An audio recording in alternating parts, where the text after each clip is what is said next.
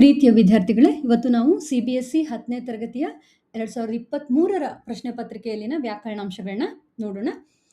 ಇಲ್ಲಿ ಮೊದಲನೇ ಪ್ರಶ್ನೆ, ಅತ್ಯವಸರ ಪದವು ಯಾವ ಸಂಧಿಗೆ ಉದಾಹರಣೆಯಾಗಿದೆ ಅಂತ ಇಲ್ಲಿ ಕೇಳಿದ್ದಾರೆ. ಇದು ಎಣ್ ಸಂಧಿಗೆ ಉದಾಹರಣೆ. ಎಣ್ ಸಂಧಿಯ ರೂಲ್ಸ್ ಏನಿರುತ್ತೆ? ಈ ಕಾರಗಳಿಗೆ ಯಕಾರವು, ಉ ಕಾರಗಳಿಗೆ ವ ಕಾರವು ಮತ್ತೆ ರು ಕಾರಕ್ಕೆ ಆರ್ ಕಾರವು ಆದೇಶವಾಗಿ ಬಂದಾಗ ಅದು ಎಣ್ ಸಂಧಿ ಆಗುತ್ತೆ. ಇಲ್ಲಿ ನಾವು ಅತ್ಯವಸರ ಅನ್ನುವಂಥ ಪದವನ್ನು ಬಿಡಿಸಿದ್ರೆ ಅತಿ ಪ್ಲಸ್ ಅವಸರ, ಇಲ್ಲಿ ಈ ಕಾರ ಇದೆ, ಈ ಕಾರಕ್ಕೆ ನಮ್ಗೇನು ಯಕಾರ ಆದೇಶ ಆಗಿ ಬಂದಿದೆ, ಅತ್ಯವಸರ ಅಂತ ಆಗಿದೆ. ಹಾಗಾಗಿ ಇದು ಎಣ್ ಸಂಧಿ ಆಗಿರುತ್ತೆ. ಈಗ ಎರಡನೇ ಪ್ರಶ್ನೆ, ಬೇಹಾರಿ, ಕೋಗಿಲೆ ಈ ಪದಗಳ ತತ್ಸಮ ರೂಪ ಯಾವುದು ಅಂತ ಕೇಳಿದ್ದಾರೆ. ತತ್ಸಮ ಅಂತ ಹೇಳಿದ್ರೆ ಅದಕ್ಕೆ ಕರೆಸ್ಪಾಂಡಿಂಗ್ ಆಗಿದ್ದಂಥ ಸಂಸ್ಕೃತ ಪದ ಯಾವುದು ಅಂತ ಇಲ್ಲಿ ಕೇಳ್ತಿದ್ದಾರೆ. ಬೇಹಾರಿ ಅಂದರೆ ಸಂಸ್ಕೃತದಲ್ಲಿ ವ್ಯಾಪಾರಿ ಅಂತ, ಕೋಗಿಲೆ ಅನ್ನುವ ಕನ್ನಡ ಪದಕ್ಕೆ ಸಂಸ್ಕೃತದಲ್ಲಿ ಕೋಕಿಲ ಅಂತ ಇದೆ. ಹಾಗಾಗಿ ವ್ಯಾಪಾರಿ ಮತ್ತು ಕೋಕಿಲ ಅನ್ನುವ ಸಿ ಆಪ್ಷನ್ ಇಲ್ಲಿ ಸರಿಯಾದ ಉತ್ತರ ಆಗಿರುತ್ತೆ. ಈಗ ಓಳ್ ಅನ್ನೋದು ಸಪ್ತಮಿ ವಿಭಕ್ತಿ ಆದರೆ ಅತ್ತಣಿಂ ಅನ್ನೋದು ಯಾವ ವಿಭಕ್ತಿ ಅಂತ ಕೇಳಿದ್ದಾರೆ. ಅತ್ತಣಿಂ ಅನ್ನೋದು ಪಂಚಮಿ ವಿಭಕ್ತಿ ಆಗಿರುತ್ತೆ. ಇದು ಹಳೆಗನ್ನಡದ ವಿಭಕ್ತಿ ಪ್ರತ್ಯಯ. ಈಗ ಅದೃಷ್ಟ ಪದದ ವಿರುದ್ಧಾರ್ಥಕ ಪದ ಯಾವುದು ಅಂತ ಕೇಳಿದ್ದಾರೆ. ಸಾಧಾರಣವಾಗಿ ಅದೃಷ್ಟ ಅನ್ನೋದನ್ನ ನಾವು ಭಾಗ್ಯ, ಒಳ್ಳೆಯದು ಅಂತ ತಿಳ್ಕೊಂಡ್ರೆ ದುರದೃಷ್ಟ ಅನ್ನೋದು ಅದರ ವಿರೋಧ ಪದ ಆಗಿರುತ್ತೆ. ಇಲ್ಲ, ಇಲ್ಲಿ ಕೊಟ್ಟಿರೋ ಆಪ್ಷನ್ಗಳಲ್ಲಿ ಇನ್ನೊಂದು ದೃಷ್ಟ ಅಂತ ಕೊಟ್ಟಿದ್ದಾರೆ. ಈಗ ಅದೃಷ್ಟ ಅಂದ್ರೆ ಏನು ಅಂದ್ರೆ ನಮಗೆ ಕಣ್ಣಿಗೆ ಕಾಣದ್ದು ಅಂತ, ದೃಷ್ಟ ಅಂದ್ರೆ ಕಣ್ಣಿಗೆ ಕಾಣುವುದು ಅಂತ ಹೇಳಿ ಅರ್ಥ. ಹಾಗಾಗಿ ದೃಷ್ಟ ಅನ್ನೋದು ನಾವು ಅದರ ವಿರೋಧ ಪದ ಅಂತ ಉಪಯೋಗಿಸ್ಕೊಳ್ಬೋದು. ಆದರೆ ಸಾಮಾನ್ಯವಾಗಿ ನಾವು ಅದೃಷ್ಟ ದುರದೃಷ್ಟ ಅನ್ನುವ ಕಾಂಬಿನೇಷನ್ ಅನ್ನ ವಿರೋಧ ಪದಗಳು ಅಂತ ಹೇಳ್ತೀವಿ. ಹಾಗಾಗಿ ನಾನಿಲ್ಲಿ ದುರದೃಷ್ಟ ಅನ್ನೋದನ್ನ ಸೆಲೆಕ್ಟ್ ಮಾಡ್ತಾ ಇದ್ದೀನಿ. ಈಗ ಸಾಕ್ಷಿ ಮಾಡಿ, ಕೈಕೊಳ್ಳುವುದು ಈ ಪದಗಳು ಯಾವ ಸಮಾಸಕ್ಕೆ ಉದಾಹರಣೆ ಅಂತ ಕೇಳಿದ್ದಾರೆ. ಇದು ಕ್ರಿಯಾ ಸಮಾಸಕ್ಕೆ ಉದಾಹರಣೆ ಆಗಿರುತ್ತೆ. ಕ್ರಿಯಾ ಸಮಾಸ ಅಂದ್ರೆ ಏನು? ಅದರ ಸೂತ್ರ ಏನಿದೆ?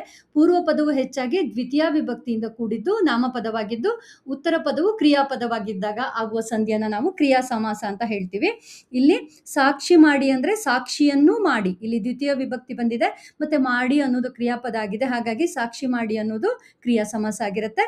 ಹಾಗಾಗಿ ಮತ್ತೆ ಎರಡನೇದು ಕೈಕೊಳ್ಳುವುದು ಅಂದ್ರೆ ಕೈಯಂ ಕೊಳ್ಳುವುದು, ಇದು ಹಳೆಗನ್ನಡ ಪದ ಆಗಿರೋದ್ರಿಂದ ನಾನು ಹಳೆಗನ್ನಡದ ವಿಭಕ್ತಿ ಪ್ರತ್ಯಯವನ್ನು ಉಪಯೋಗಿಸ್ತಾ ಇದ್ದೀನಿ. ಕೈಯಂ ಕೊಳ್ಳುವುದು, ಕೈಕೊಳ್ಳುವುದು ಆಗುತ್ತೆ, ಅಥವಾ ಕೈಯನ್ನು ಕೊಳ್ಳುವುದು ಅಂತಲೂ ಬರಿಬೋದು ನೀವು. ಹಾಗಾಗಿ ಇದು ಕ್ರಿಯಾ ಸಮಾಸ ಆಗಿರುತ್ತೆ. ಆಮೇಲೆ ಇಲ್ಲಿ ಕೃತ್ರಿಮ ಪದದ ಅರ್ಥ ಕೇಳಿದ್ದಾರೆ. ಕೃತ್ರಿಮ ಪದದ ಅರ್ಥ ಮೋಸ. ಆಮೇಲೆ ಮೂರನೆಯ ಇದು ಡ್ಯಾಶ್ ಪದಕ್ಕೆ ಉದಾಹರಣೆ ಆಗಿದೆ ಅಂತ ಹೇಳಿದ್ದಾರೆ. ಕೆಳಗೆ ಕೊಟ್ಟಿರುವ ಆಪ್ಷನ್ನಲ್ಲಿ ನಾವು ಸಂಖ್ಯಾವಾಚಕ ಅಂತ ಇಲ್ಲಿ ಚೂಸ್ ಮಾಡಬೇಕಾಗತ್ತೆ. ಆದರೆ ಮೂರನೇ ಅನ್ನೋದು ನಿಜವಾಗಿಯೂ ಸಂಖ್ಯೆಯ ವಾಚಕ ಆಗಿರುತ್ತೆ. ಆದರೆ ಇಲ್ಲಿ ನಿಯರೆಸ್ಟ್ ಆಪ್ಷನ್ ಸಂಖ್ಯಾವಾಚಕ ಅನ್ನೋದನ್ನು ನಾವು ಚೂಸ್ ಮಾಡೋಣ.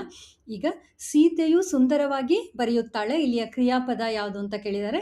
ಬರೆಯುತ್ತಾಳೆ ಅನ್ನೋದು ಕ್ರಿಯಾಪದ ಆಗಿದೆ. ಉತ್ತ ಅಂತ ಬಂದಿದೆ, ಇದು ವರ್ತಮಾನ ಕಾಲದ ಕ್ರಿಯಾಪದ ಆಗಿದೆ. ಅನುಕರಣಾವ್ಯಯಕ್ಕೆ ಉದಾಹರಣೆ ಇದು ಅಂತ ಹೇಳಿದ್ದಾರೆ. ಧಗಧಗ ಅನ್ನೋದು ಅನುಕರಣಾವ್ಯಯದ ಉದಾಹರಣೆ ಆಗಿರುತ್ತೆ. ಮುಂದೆ ಪ್ರಯಾಣಿಕರಿಗೆ ತಾವು ಕಳೆದುಕೊಂಡಿದ್ದ ಗಂಟು ಮತ್ತೆ ಸಿಕ್ಕಿತು, ಈ ವಾಕ್ಯದಲ್ಲಿರುವಂತಹ ಆತ್ಮಾರ್ಥಕ ಸರ್ವನಾಮ ಯಾವುದು ಅಂತ ಕೇಳಿದರೆ ಇಲ್ಲಿ ತಾವು ಎನ್ನುವುದು ಆತ್ಮಾರ್ಥಕ ಸರ್ವನಾಮ ಆಗಿರುತ್ತೆ.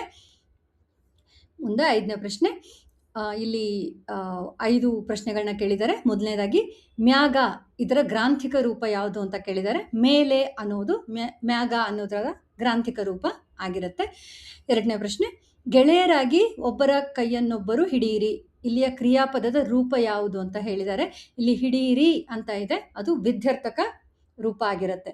ವಿಧ್ಯರ್ಥಕ ಅಂತ ಹೇಳಿದ್ರೆ ಹಾರೈಕೆ, ಸಮ್ಮತಿ, ಆಶೀರ್ವಾದ ಇವುಗಳನ್ನೆಲ್ಲ ಹೇಳುವಂತಹ ಕ್ರಿಯಾಪದ ರೂಪವನ್ನು ವಿಧ್ಯರ್ಥಕ ಅಂತ ಹೇಳ್ತಾರೆ. ಇಲ್ಲಿ ಹಿಡಿಯಿರಿ ಅನ್ನೋದು ವಿಧ್ಯರ್ಥಕ ರೂಪ ಆಗಿರುತ್ತೆ. ಮೂರನೇ ಪ್ರಶ್ನೆ, ಹಳ್ಳಿಯ ಜನರು ಕೆರೆಯ ಹೂಳನ್ನು ಎತ್ತಿದರು, ಇದರ ಕರ್ಮಣಿ ರೂಪ ಯಾವುದು ಅಂತ ಕೇಳಿದ್ದಾರೆ. ಎತ್ತಿದರು ಅನ್ನೋದು ಭೂತಕಾಲ ಆಗಿದೆ, ಹಾಗಾಗಿ ಎತ್ತಲ್ಪಟ್ಟಿತು ಅಂತ ಆಗತ್ತೆ. ಇಲ್ಲಿ ಹಳ್ಳಿಯ ಜನರು, ಇದು ಹಳ್ಳಿಯ ಜನರು ಅನ್ನೋದು ಕರ್ತೃಪದ ಆಗಿರುತ್ತೆ. ಹಾಗಾಗಿ ಅದು ಹಳ್ಳಿಯ ಜನರಿಂದ ಅನ್ನುವ ತೃತೀಯ ವಿಭಕ್ತಿ ಆಗಬೇಕು.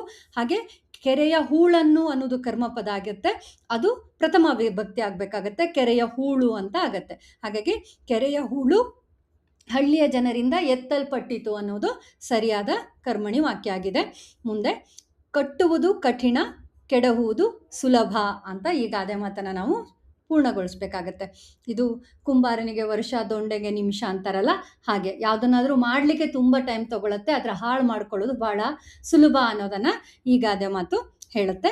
ಈಗ ಆಗೋಣ ಈ ಕ್ರಿಯಾಪದದ ಧಾತು ರೂಪ ಕೇಳಿದರೆ ಆಗು ಅನ್ನೋದು ಆಗೋಣ ಅನ್ನುವಂಥ ಕ್ರಿಯಾಪದದ ಧಾತು ರೂಪ ಆಗಿರುತ್ತೆ.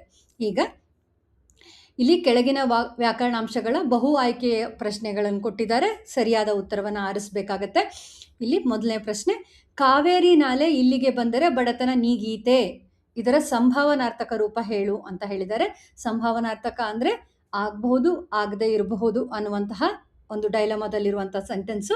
ಹಾಗಾಗಿ ಕಾವೇರಿ ನಾಲೆ ಇಲ್ಲಿಗೆ ಬಂದರೆ ಬಡತನ ನೀಗೀತು ಅನ್ನುವುದು ಸರಿಯಾದ ಸಂಭಾವನಾರ್ಥಕ ರೂಪ ಆಗಿರುತ್ತೆ. ಈಗ ಇಲ್ಲಿ ದ್ವಿರುಕ್ತಿ ಪದ ಯಾವುದು ಕೇಳಿದ್ದಾರೆ. ಇಲ್ಲಿ ಬಟ್ಟ ಬಯಲು, ನಿಲ್ಲಿ ನಿಲ್ಲಿ, ಹಾಲ್ಜೇನು, ಚಟ ಚಟ ಅಂತ ಹೇಳಿದ್ದಾರೆ. ಇಲ್ಲಿ ನಿಲ್ಲಿ ನಿಲ್ಲಿ ಅನ್ನೋದು ಸ್ಪಷ್ಟವಾಗಿ ದ್ವಿರುಕ್ತಿ ಪದ.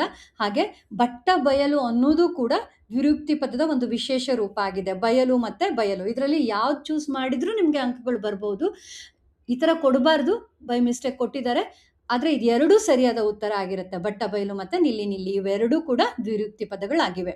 ಆಮೇಲೆ ಪರ್ವತ ರೂಢನಾಮ ಆಗಿದ್ರೆ ವಿಜ್ಞಾನಿ ಅನ್ವರ್ತನಾಮ ಆಗಿರುತ್ತೆ. ಈಗ ಈ ಪದದಲ್ಲಿ ಆದೇಶ ಸಂಧಿಗೆ ಉದಾಹರಣೆ ಯಾವುದು ಅಂತ ಕೇಳಿದ್ದಾರೆ. ತಕ್ಕಿನಿತು ಶಾಲೆಯಲ್ಲಿ ಬಂದಲ್ಲದೆ ಮತ್ತು ಕಡುವೆಳ್ಪು ಅಂತ. ತಕ್ಕಿನಿತು ಅನ್ನೋದು ಲೋಪಸಂಧಿ ಆಗುತ್ತೆ ಇಲ್ಲಿ. ಶಾಲೆಯಲ್ಲಿ ಅಂದರೆ ಶಾಲೆ ಪ್ಲಸ್ ಅಲ್ಲಿ, ಶಾಲೆಯಲ್ಲಿ ಇಲ್ಲಿ ಆಗಮ ಸಂಧಿ ಆಗಿದೆ, ಯಕಾರಾಗಮ ಸಂಧಿ ಆಗಿದೆ. ಬಂದದಲ್ಲದೆ, ಬಂದಲ್ಲದೆ, ಬಂದು ಪ್ಲಸ್ ಅಲ್ಲದೆ, ಇಲ್ಲಿ ಉಕಾರ ಲೋಪ ಆಗಿದೆ, ಇದು ಮತ್ತೆ ಪುನಃ ಲೋಪ ಸಂಧಿ ಆಗುತ್ತೆ.